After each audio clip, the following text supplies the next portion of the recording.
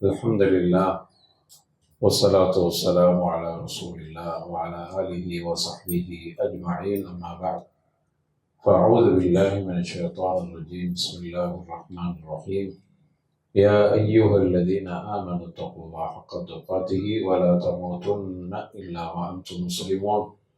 رب اشرح لي صدري ويسر لي أمري واحلل عقدة من لساني يفقهوا قولي.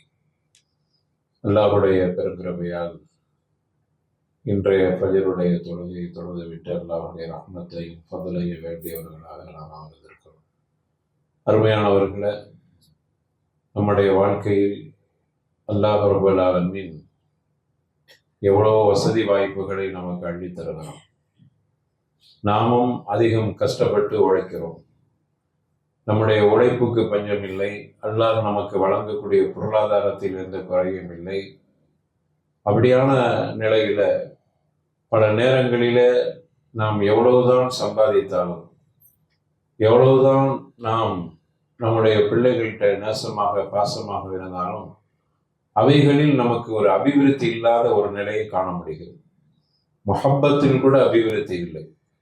நம்முடைய மனைவி கூட நாம் பல நேரங்களில் கூடுதலாக நேசித்தாலும் கூட அவர்களிடத்திலிருந்து நேசத்தில் குறைபாடை பார்க்க முடிகிறது, பொருளாதாரத்தில் குறைபாடை பார்க்க முடிகிறது.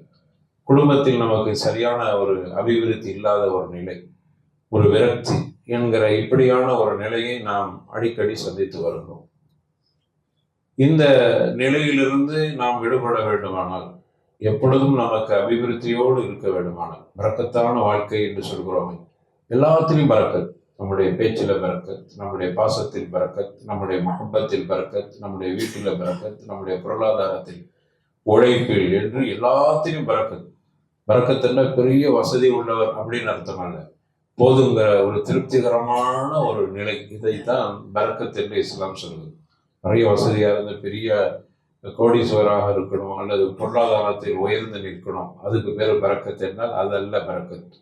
பரக்கத் என்பது என்னுடைய வாழ்க்கைக்கு ஒரு நிம்மதியான, போதுமான அளவுக்கு, திருப்திப்படுகிற அளவுக்கு உண்டான ஒரு நிலையை உருவாக்குது. இதுக்கு தான் பரக்கத்.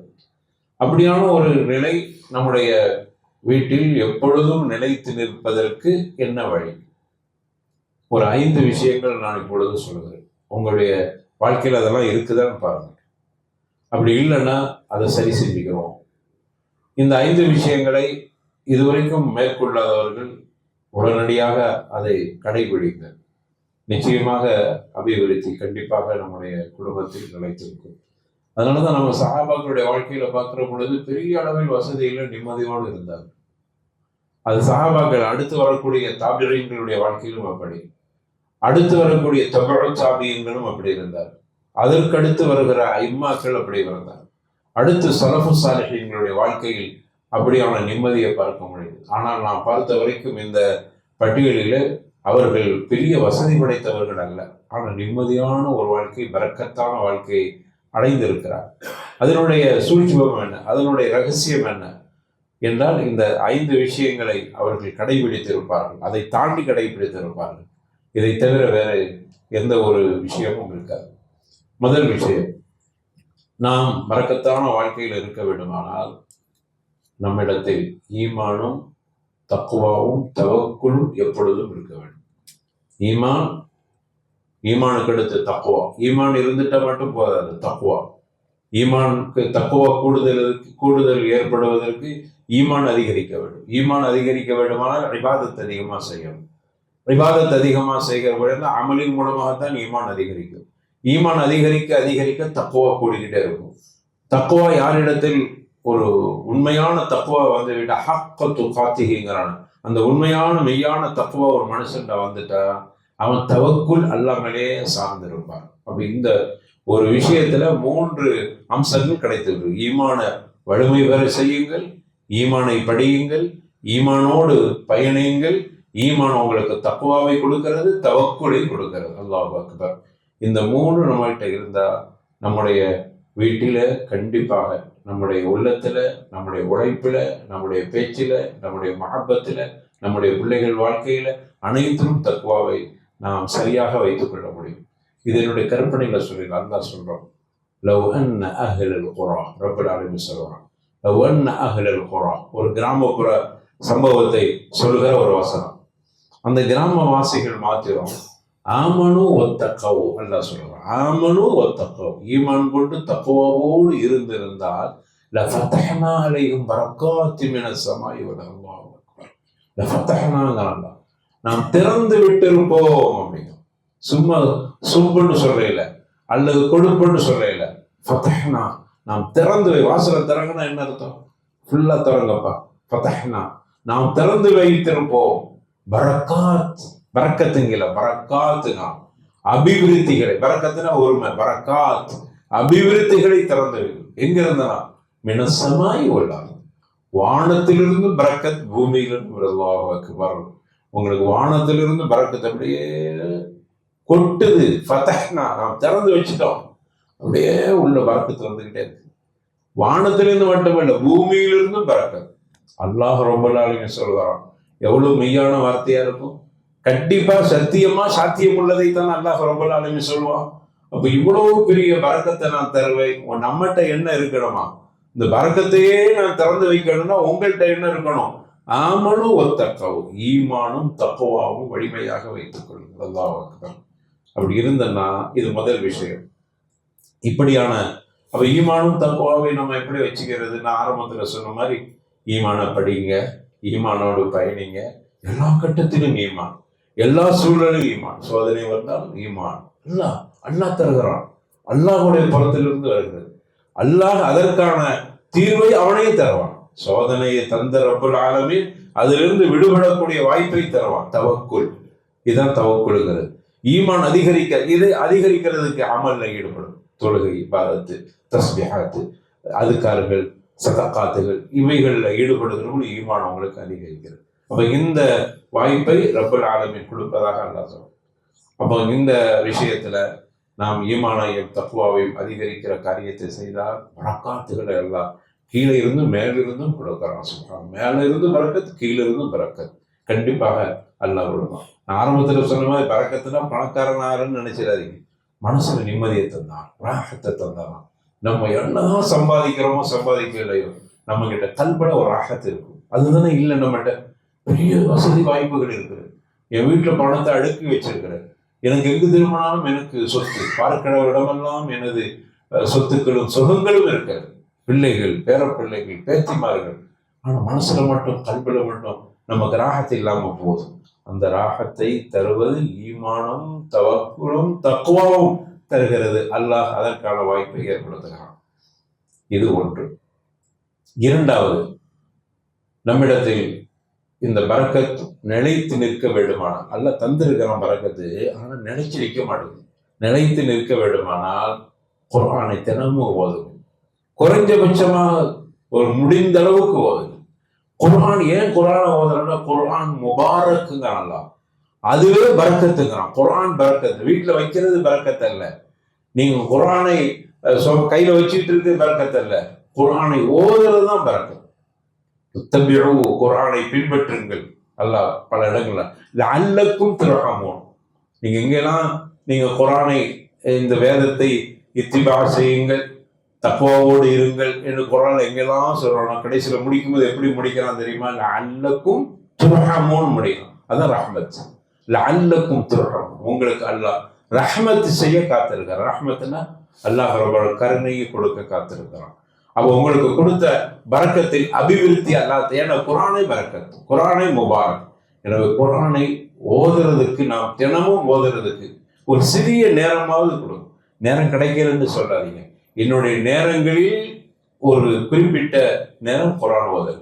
அது ஒரு பக்கம் ஓதலாம், அல்லது பாதி ஓதலாம், அல்லது நீங்க அதுல ஒரு ஜுஸு ஓதலாம். எப்படியோ உங்களுக்கு அந்த குர்ஆனோடு ஒரு தொடர்பை வைத்துக் கொள்ளுங்கள். குர்ஆனை ஓதுறதும் குர்ஆனை ஓதுதை கேட்பதும் இரண்டும் ஒரே சட்டம் தான் மார்க்கத்தில். குர்ஆனை ஓதுறது, அலிஃப் லாம் மீம் தாலிகல் கிதாபுல நான் ஓதுறேன், அதற்கு என்ன நன்மையோ அதே நன்மையை ஒரு காரி ஓதுறாரு, அதை நீங்க கேட்குறீங்க, அதற்கும் ஒரே நன்மை தான். ரெண்டுக்கும் ஹுக்ம் வாஹித். அதனால ஒன்றும் குர்ஆனை ஓதுங்கள் அல்லது குர்ஆனை கேளுங்கள். கேட்கிறோன்னா நம்ம அப்படி கேட்டுக்கிட்டே வேலையை செஞ்சுக்கிட்டே அப்படி இல்லை, அப்படியே உட்கார்ந்து கேட்டுக்கிட்டே இருக்கணும். இது முடியுமா? அப்பதான் நீங்க கேட்டது கொண்டாட நன்மை. குர்ஆனை நம்ம போட்டு வச்சுட்டு என்ன செய்யணும், அப்படியே அமைதியாக உட்காந்து கேட்டுக்கிட்டே இருக்கும். ஏன்னா குரானுக்கு ஒரு சட்டம் இருக்குது, குரானை ஓதுதலை கேட்டால் காது தாழ்த்தி கேட்க வேண்டும் அப்படின்னு அப்படியே மூடிக்கிட்டு அப்படியே உட்காந்து கேட்டுக்கிட்டே இருக்க வேண்டும். எவ்வளவு நேரம் உங்களுக்கு முடியுதோ அதுவும் நீங்கள் ஓதுன சட்டத்துக்கு உண்டான ஒரு வாய்ப்பை, ஒரு நன்மையை கிடைத்து நமக்கு அல்லாஹ் ரப்பல் ஆலமீன் கொடுக்குறான். இதன் மூலமாக நமக்கு என்ன நடக்கிறது, அல்லாஹ் கொடுத்த பரக்கத்தை தக்க வைக்கிற வாய்ப்பை அல்லாஹ் நமக்கு நசீபாக்குறான். ஏன்னா குர்ஆனுக்கு அந்த அளவுக்கு அல்லாஹ் பரக்கத்தை வைத்திருக்கிறான். இரண்டாவது, மூன்றாவதாக நமக்கு பரக்கத்து அபிவிருத்தி இருக்க வேண்டுமானால் தக்க வைக்குமான சதகாத்துகள், தான தர்மங்கள். முடிந்த அளவுக்கு யாருக்கும் தெரியாம தர்மம் செய்யற பழக்கத்தை உருவாக்கி கொள்ளும். நமக்கு எவ்வளவு முடிகிறதோ அவ்வளவு, எப்படி முடிகிறதோ அப்படி சிறிய சிறிய தர்மங்கள். பெருசு தர்மங்கள்னா நிறைய நம்முடைய பொருளாதாரத்தை அள்ளி கொடுக்கணும் அப்படிங்கிறது இல்லை. உங்களுக்கு என்ன முடியும், ஆனால் தினமும் இந்த சதக்காத்துகள் இருக்கிறது. ஒன்று உங்களுடைய கல்வியின் மூலமாக சதக்காத்துகள், அல்லது உங்களுடைய உடல் ரீதியானது. என்ன சதக்காத்து என்பது எல்லாத்திலும் இருக்கிறது. தான தர்மம் என்பது எல்லா வகையிலும் இருக்கிறது. உங்களுடைய பார்வையில் தான தர்மம். ஒரு ஆளை பார்த்து அப்படியே புன்னகித்து அவரோட அன்பா பேசினா அதுவும் சதக்கா தானே, சொல்லுங்க. அதனால அதை மட்டும் கொடுத்துட்டே இருக்குன்னு அர்த்தம் இல்லை. அது மாதிரி என்னென்ன வகையில நமக்கு சதக்காத்து முடியுமோ, அப்படியே போயிட்டு இருக்கிறோம், சாலையில ஒரு கள்ளத்தூக்கி அப்படி ஓரமா போடுறோம், அது சதக்காத்தாய். ஒருத்தர் வழி கேட்கிறார், இப்படி எங்க போடுங்க, இப்படி இப்படி போங்க, சதக்காத்து. இப்படி தான தர்மங்களை செய்யக்கூடியவர்களாக தினமும் இருங்க. எப்படியாவது சதக்காத்து செய்யணும், எப்படியாவது உங்களுடைய தர்மம் அங்க சென்றடைந்தார். ஏனென்றால் அலா குல்லி முஸ்லிமே சதகா, ரசூலுல்லாஹி ஸல்லல்லாஹு அலைஹி வஸல்லம் எல்லா முஸ்லிம்களுக்கு மீதும் கடமை அவர் தான தர்மம் செய்வது என்று ரசூலுல்லாஹி ஸல்லல்லாஹு அலைஹி வஸல்லம் அவர்கள் சொல்லியிருக்கிறார். நம்ம வீட்டுக்கு ஒருவரை கூட்டிட்டு வரோம், ஒரு பல்பு மாட்டுங்க, ஒரு ஃபேனை மாட்டுங்க, அவர் 100 ரூபா கேட்கிறார். நம்ம என்ன செய்யணும், 90 ரூபா தருவியா? இல்லை. உண்மையிலே அந்த வேலைக்கு அவ்வளவுதான் தெரிஞ்சால் அவன் அநியாயமாக கேட்கிற. ரெண்டாவது விஷயம், அதுதான் அந்த வேலைக்கு உண்டான கூலி என்றால் பார்க்குறோம். ரொம்ப கஷ்டப்படுறவராக இருப்பார். நம்ம பேசுன 100 ரூபா தான், 120 ரூபா கையில் கொடுத்துருவோம், அவர் மகிழ்ச்சி அடைவார். நீங்க தர்மம் செஞ்சுட்டீங்க. அவர் சோம்பேறியாக்கல, உழைப்பை அவர் உழைக்கவும் செய்தார். அவர் கேட்டது 100, நீங்க கொடுத்தது 100 ரூபா, 120 ரூபா, 125 ரூபா அல்லது 150 ரூபா, இதை சேர்த்து வச்சுக்கிறது. அவர் சந்தோஷப்படுவார். அது தாண்டி அடுத்து கூப்பிடும்போது உங்க வீட்டுக்கு ஓடி வந்துடுவாங்க. அது அல்லாஹ் ரப்பல் ஆலமீன். இது இந்த மாதிரியான பரக்கத்துகள் அல்லாஹ் ரப்பல் ஆலமீன் அபிவிருத்தியை கொடுக்கிறான். அப்ப இந்த மாதிரியான விஷயங்கள் எத்தனை சொல்லியிருக்கோம்? 3 சொல்லியிருக்கோம். 4வது பரக்கத்து நமக்கு நம்ம வீட்டில் தக்க வைக்க வேண்டுமானால் குடும்ப உறவுகளை பேணிக் கொள்ளுங்கள். அது ரொம்ப முக்கியமானது. சொந்த பந்தங்கள் அவர்களோடு நீங்க அரவணைத்துக் கொள்ளுங்கள். இஸ்லாம் அதை ரொம்ப வலியுறுத்துகிறது. அல்லாஹ்வுடைய தூதர் ரசூலுல்லாஹி ஸல்லல்லாஹு அலைஹி வஸல்லம் சொன்னாங்க, மன் சர்ரஹு, யார் ஒரு மனிதர் அய்யுபஸத லஹு ஃபி ரிஸ்கிஹி அப்படின்னா, யார் ஒருவர் தன்னுடைய குடும்ப உறவை அணைத்துக் கொள்கிறாரோ, சேர்த்துக் கொள்கிறார்களோ, அய்யுபஸத லஹு ஃபி ரிஸ்கிஹி அப்படின்னா அவருடைய வாழ்வாதார, ரிஸ்க்னா சாப்பாடுன்னு அர்த்தம் மட்டுமே, அதுக்கு வாழ்வாதாரம் என்ற அர்த்தமும் இருக்கு. அவருடைய ரிஸ்கில வாழ்வாதாரத்தில் அல்லாஹ் வசியத்தை கொடுக்கிறார். ரொம்ப விரிவான ஒரு வாழ்வாதாரத்தை அல்லாஹ் கொடுக்கிறான். தான் பரக்கத். ஏன் தெரியுமா?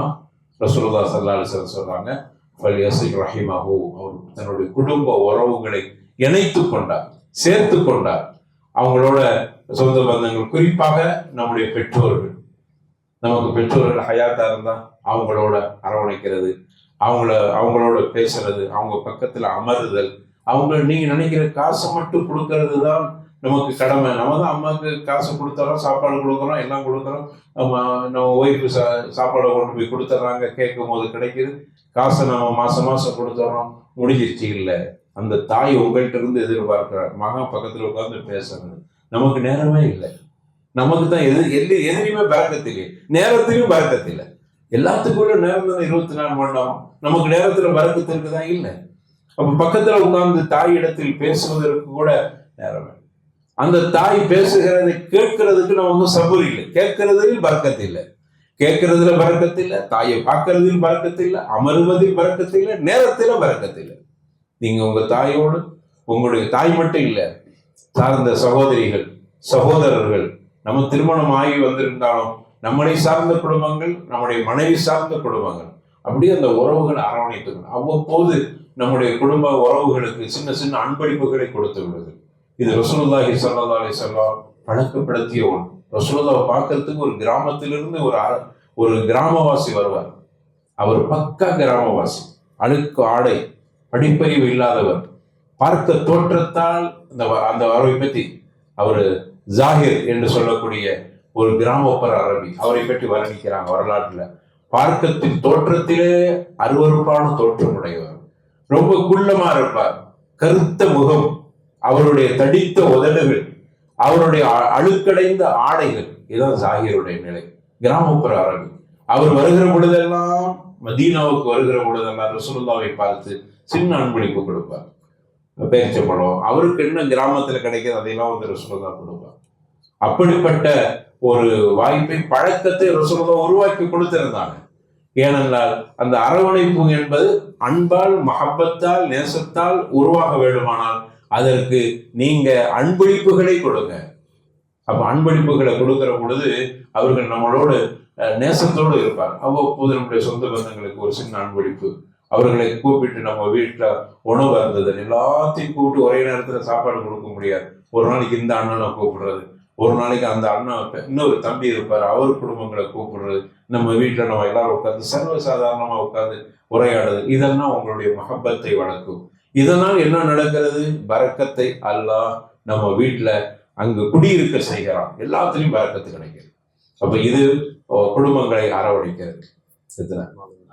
ஐந்தாவது இஸ்திக்ஃபார். சும்மா இருக்கும் அதெல்லாம் அஸ்தக்ஃபிருல்லாஹ் அஸ்தக்ஃபிருல்லாஹ்.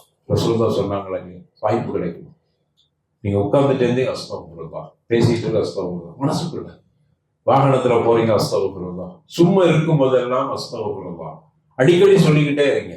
அஸ்தக்ஃபிருல்லாஹ் சொல்வதால் பரக்கத்து, அபிவிருத்தி அல்லாஹ் கொடுக்கிறார். குல்து அஸ்தக்ஃபிரு ரப்பக்கும் இன்னஹு கான கஃபாரா யுர்சிலு ஸமா அலைக்கும் மித்ராரா வ யும்திதுக்கும் பிஅம்வாலின் வ பனீன் வ யஜ்அல் லக்கும் ஜன்னாத்தின் வ யஜ்அல் லக்கும் அன்ஹாரா. ரப்பல் ஆலமீன் தனது திருமறையில சூரத்து நூஹ்ல சொல்லி காட்டுகிறார். குல்து அஸ்தக்ஃபிரு ரப்பக்கும், உங்களுடைய இறைவனை நீங்க இஸ்திக்ஃபார் அஸ்தக்ஃபிருல்லாஹ் சொல்லுங்க. அப்படி சொன்னா அல்லாஹ் என்ன கொடுக்குறான் தெரியுமா? குல்து அஸ்தக்ஃபிரு ரப்பக்கும் இன்னஹு கான கஃபாரா, பாவத்தை மன்னிக்க அல்லாஹ். முதல் விஷயம். அடுத்தது யுர்சிலு ஸமா அலைக்கும் மித்ராரா, உங்களுக்கு தொடர்ந்து மழையை அனுப்புகிறான். அடுத்தது யுர்சிலு ஸமா அலைக்கும் மித்ராரா வ யும்திதுக்கும் பிஅம்வால் வ பனீன், உங்களுக்கு அல்லாஹ் பொருளாதாரத்தில் அபிவிருத்தியை கொடுக்கிறான். பாருங்க, பொருளாதாரத்தில் அபிவிருத்தியை கொடுக்கிறான், குழந்தை பாக்கியத்தை கொடுக்கிறான். மூணாயிடுச்சா? நாலாவது உங்களுக்கு தோட்டத்துறவுகள் எல்லாம் நல்ல ஒரு பசுமையை கொடுக்கிறான், நதிகளில் நீர்களை ஓடச் செய்கிறான். இவ்வளவு நடக்கிறது. நூஹ் அலைஹிஸ்ஸலாம் சொன்னாங்க அந்த கோமுக்கு, நீங்க அல்லாஹ் இஸ்திக்ஃபார் செய்யுங்கப்பா, உங்களுக்கு இந்த பாக்கியத்தை எல்லாம் தர்றான் அப்படின்னு அல்லாஹ் குர்ஆன்ல சொல்லி காட்டுகிறான். இமாம் அஹ்மது இப்னு ஹம்பல் ரஹிமஹுல்லாஹ் அவர்கள்ட்ட வந்து கேட்கிற அனைத்து மக்களுக்கும் இதையே சொல்லி கொடுத்தார். குழந்தை இல்லை, அதுக்கு என்ன செய்யலாம்? இஸ்திக்ஃபார் செய்யுங்க. வசதி வாய்ப்புல என்ன செய்யலாம்? இஸ்திக்ஃபார் செய்யுங்க. பொருளாதாரத்துல நலிந்து இருக்கிற அஸ்தக்ஃபிருல்லாஹ் சொல்லுங்க. எங்க ஊர்ல பசுமையை காணவில்லை, அஸ்தக்ஃபிருல்லாஹ் சொல்லுங்க அப்படின்னு ஒரு முறை அவர்கிட்ட கேட்டு வருகிற எல்லா கேள்விகளுக்கும் ஒரே பதில சொன்னாங்க. மாணவர்கள் ஆச்சரியப்பட்டு கேட்டாங்க, அது என்ன உங்களுக்கு சுஆலு முக்தலிஃபா வ ஜவாபுஹா வாஹித், எல்லா மாறுபட்ட கேள்விக்கு ஒரே பதில சொல்றீங்களா, அது என்ன, எங்கிருந்து சொல்றீங்க? அப்பதான் சொன்னாங்க, நீங்க குர்ஆனை படிக்கவே இல்லையா? இந்த சூறாவை படித்து பாருங்கள், அதுல வரக்கூடிய ஆயத்து குல்து அஸ்தக்ஃபிரு ரப்பக்கும் இன்னஹு கான கஃபாரா யுர்சிலு ஸமா அலைக்கும் மித்ராரா வ யும்திதுக்கும் பிஅம்வாலின் வ பனீன் வ யஜ்அல் லக்கும் ஜன்னாத்தின் வ யஜ்அல் லக்கும் அன்ஹாரா. ரப்புல சொல்கிறான், நான் சொல்லவில்லை, அல்லாஹ் சொல்கிறதை தான் நான் அவருக்கு ஃபத்வாவாக கொடுத்தேன். சொன்னார்களா இல்லையா? அப்ப அதனால் இந்த 5 விஷயங்கள் மீண்டும் ஒரு முறை அப்படியே சொல்லி பிறகுவோம். முதல்ல என்னது? ஆமா, ஈமானின் மூலமாகத்தான் மொத்தம் ஏற்படுகிறது. தவக்குல், தக்வா எல்லாம் ஏற்படும். அடுத்தது குர்ஆன், தினமும் குர்ஆன் ஓதுகிறது. நம்ம குர்ஆன் ஓதுறதுன்னா குர்ஆன் படிச்சுட்டு தமிழை படிச்சுட்டு போறது அப்படின்னு நினைச்சிருந்தா அது தப்பு. அது படிக்கணும், அதை நாம் மறுக்க இல்லை. ஆனா குர்ஆன் ஓத தெரியல என்ன செய்யுது? அதுக்கு தீர்வை சொல்லிடுவோம். ஓத தெரியல என்ன செய்யுது? இவ்வளவு பெருசா வளர்ந்துட்டேன், ஓத தெரியல, கவலையே படாதீங்க, அழகா ஓதிடலாம். அதுக்கான முயற்சி எடுங்க, ஓதணும்னு முயற்சி எடுங்க. குர்ஆனை கேட்கிற பழக்கத்தை உருவாக்கி கொடுங்க. 2வது. 3வது தான தர்மம். பெருசா ஒண்ணு இல்லை, முடிந்தது நமக்கு முடிந்த அளவுக்கு போற இடங்கள்ல என்ன வகையில முடியுமோ அதை செஞ்சுக்கிறேங்க.